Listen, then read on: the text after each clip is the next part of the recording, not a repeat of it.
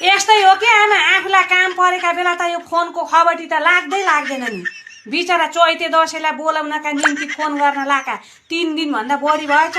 न ज्वाइँको फोन लाग्छ न छोरीको फोन लाग्छ भनेर बिलौना गर्नुहुन्छ टावरको गडबडी हो कि आमा टावरको हिजो आज यस्तै छ फोनै लाग्दैन त नि के गर्नु अब एक रात बस्ने गरेर आइज अब एक रात बस्ने गरेर त सबै चाँजो माँजो मिलाएर छोरीलाई सोधेर ज्वाइँलाई सोधेर पठाएछन् भने बेलुका जम्मै बन्दोबस्त गरिदिएर आम्ला नत्र भने त आइन है आमा अब तपाईँले सम्झिनु भयो फोन गर्नुभयो हाम्रो लागि सबैभन्दा खुसीको कुरो त्यति नै हो के ल ज्वाइँलाई दे त अब यति बेर बोलेको कुरा सबै ज्वाइँले सुन्नु भएको छ सासु आमाले फोन गर्नुभयो आज चैते दसैँ सम्झेर अब जान त पाइएन जान पाए हुन्थ्यो भनेर खुसी हुनु भएको छ किन दिनु पर्यो ज्वाइँलाई ज्वाइँका उहाँ 10वटा काम छन् ताना र नाना व्यवहारमा परेको मान्छे आफ्नो काममा हिँड्न लाग्नु भएको छ कहाँ यहाँ फोनमा झुन्डेर बस्नुहुन्छ र ज्वाइँ त त्यही त नि ल एकछिन है त आमा पस्नु त जान लाग्नु भएको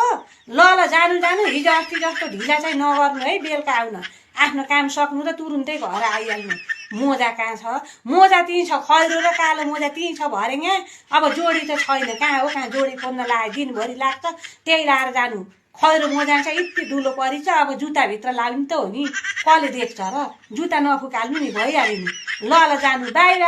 बाई बाई ल खै कहाँ पुग्नु भयो ए तल बाटैमा पुगिसक्नु भएको छ कति छिटो झर्नु भएको ल जानु सबै नाटक गरेको नि आज चैते दसैँ अब माइतीले फोन गर्न जानेनन् अनि आफैले एक्लै फोनमा बोलेर सुनाइदिएको यति गरिस् त ढुक्क भयो नि नत्र त भरे आएर आज चैते दसैँ तेरा माइतीले फोन गरेनन् लौ आज चाडबाडका दिन नि फोन नगर्ने भनेर फलाकेर मार सुनाएर तेरा माइती यस्ता र उस्ता भनेर बस्न पर्दैन यति भएस् त आनन्द भएन बोलायो अब भन्ने त भयो नि त ज्वाइँ साहबलाई के गर्नु आफ्नो बेथा कसलाई के थाहा माइतीको नि इज्जत राख्नु पर्यो यस्तै हो हामी छोरी मान्छेको त